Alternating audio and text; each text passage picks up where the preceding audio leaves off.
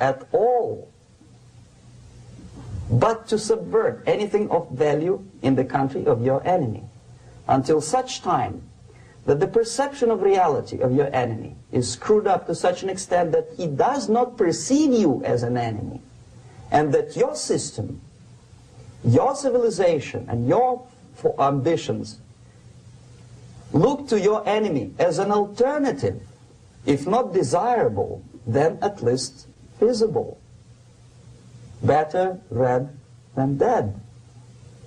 That's the ultimate purpose, the final stage of subversion, after which you can simply take your enemy without a single shot being fired, if the subversion is successful. This is basically what subversion is. As you see, not a single mentioning of blowing up bridges. Of course, Sun Tzu didn't know about blowing up bridges. Maybe there were not that many bridges at that time. But the basics of subversion is being taught to every student of KGB school in USSR and to officers of military academies. I'm not sure if the same author is included in the list of reading for American officers, to say nothing about ordinary students of political science. I had difficulty to find the translation of Sun Tzu in the library of a university in Toronto and later on here in Los Angeles. But it's a book which is not available. It is forced to every student in USSR. Every student who is taught to be dealing further in his future career with foreigners. What subversion is? Basically, it consists of 4 periods, time-wise. If we start from here and go this way, time, right? This is the beginning point. The first stage of subversion is the process which is called, basically, demoralization. It says for itself what it is.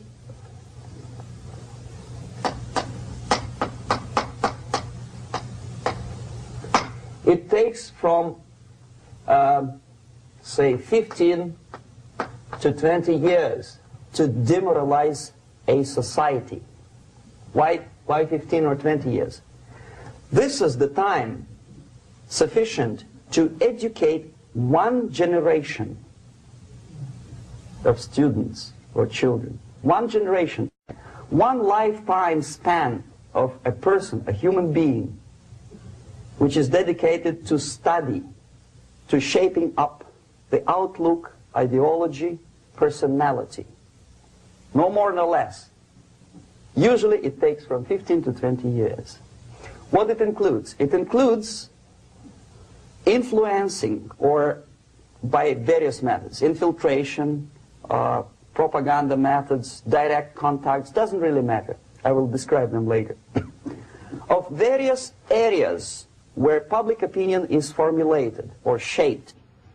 Religion, educational system, social life, administration, law enforcement system, military, of course, and labor and employer relations, economy. Okay? 5 areas. I will not write them down because we will not have enough space. Sometimes when I describe all the methods, students ask me question, are you sure this is the result of the Soviet influence? Not necessarily. You see, the tactic of subversion, about which I'm talking, is similar to the martial art, the Japanese martial art. If some of you are familiar with that tactic, probably you will remember that if an enemy is bigger and heavier than yourself, it would be very painful to resist his direct strike. If a heavier person wants to strike me in the face, it would be very naive and counterproductive to stop his blow. The Chinese and Japanese judo art tells us what to do. First to avoid the strike, then to grab the fist and continue his movement in the direction where it was before, right? Until the enemy crashes in the wall. You see? So, what happens here? The target country obviously does something wrong, if it's a free democratic society, there are many different movements within the society. There are obviously, in every society, there are people who are against this society. They may be simple criminals, ideologically in disagreement with the state policy, conscientious enemies, simply psychotic personalities who are against anything. Right? And finally, there are a small group of agents of a foreign nation, bought, subverted, recruited. Right? The moment all these movements will be directed in one direction, right? This is the time to catch that movement and to continue it until the movement forces the whole society into collapse, into crisis, right? So that's exactly the martial art tactic. We don't stop an enemy. We let him go. We help him to go in the direction we want them to go. Okay? So, on the stage of demoralization, obviously there are tendencies in each society, in each country, which are going to opposite direction from the basic moral values and principles. To take advantage of these movements, to capitalize on them, is the main purpose of the originator of subversion. So we have religion, we have education, we have social life, we have power structure, we have labor relations, unions, and finally we have law and order. 1, 2, 3, 4, 5, 6. Okay? These are the areas of application of subversion. What it means exactly? In case of religion, destroy it, ridicule it, replace it with various sects, cults, which bring people's attention, faith, whether it is naive, primitive, doesn't really matter. As long as the basically accepted religious dogma is being slowly eroded and taken away from the supreme purpose of religion, to keep people in touch with the supreme being, that serves the purpose. Therefore, replace accepted, respected religious organizations with fake organizations. Distract people's attention from the real faith and attract them to various different faiths. Education. Distract them from learning something which is constructive, pragmatic, efficient. Instead of mathematics, physics, foreign languages, chemistry, teach them history of urban warfare, natural food, home economy, your sexuality, anything, as long as it takes you away. Okay? Social life. Replace traditionally established institutions and organizations with fake organizations. Take away the initiative from people. Take away the responsibility from naturally established links between individuals, group of individuals, and society at large, and replace them with artificially, bureaucratically controlled bodies. Instead of social life and friendship between neighbors, establish social workers institutions. People who are on payroll of whom? Society? No.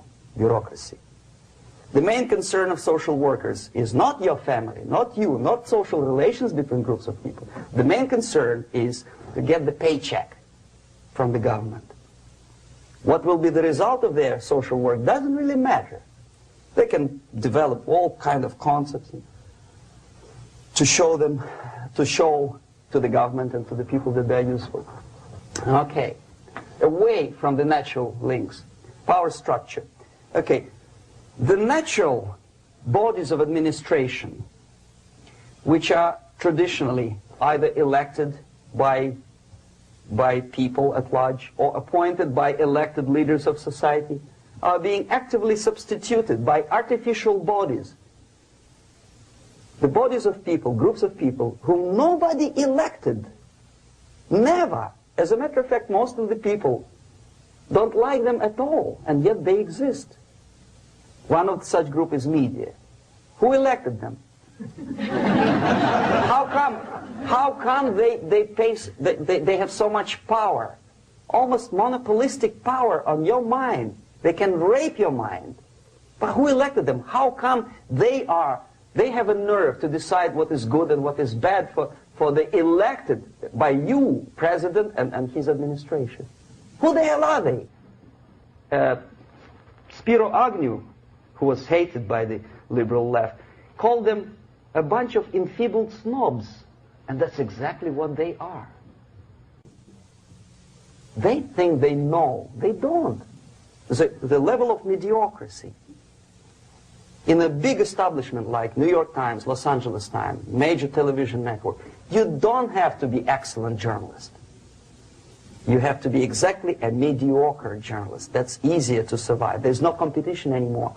You have your good, nice income, $100,000 a year. That's it. Whether you are better or worse doesn't really matter anymore. As soon as you're smiling to the camera and do your job.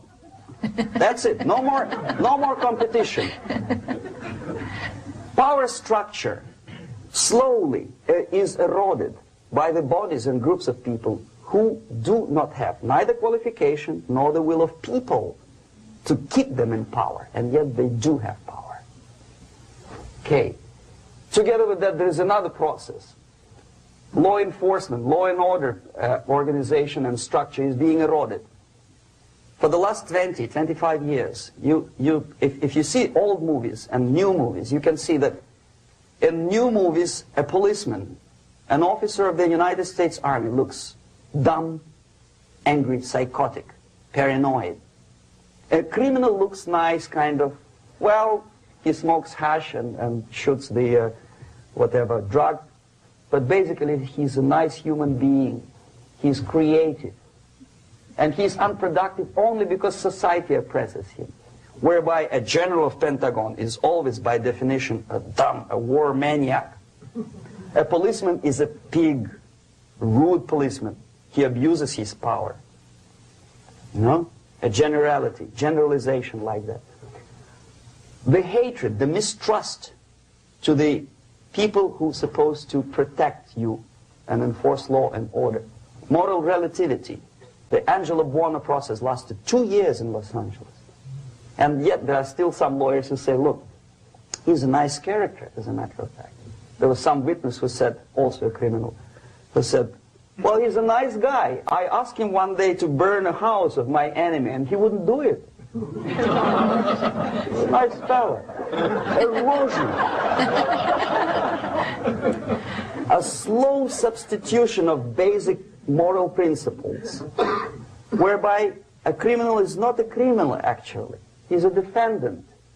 Even if his guilt is proven, there is still a doubt. To kill or not to kill, to be or not to be. Thou shalt not kill, yes.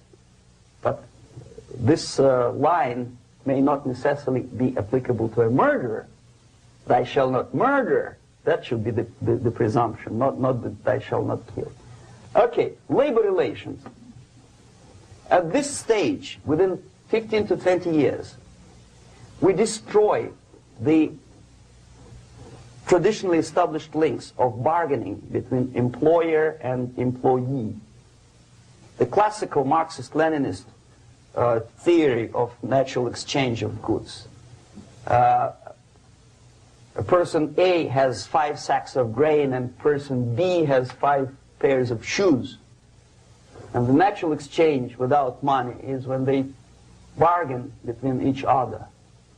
And only with the introduction of the third force, C, an entirely third foreign stranger who says, no, don't give him 5 sacks of grain, give it to me, and you give me your 5 pairs of shoes, and I will distribute it accordingly, so that the economy will go. This is the death of natural exchange, death of natural bargaining. Well, trade unions were established 100 years ago. The objective was to improve working conditions and to protect the rights of workers from those employers who were abusing their right because they had more money. Objectively, at that time, initially,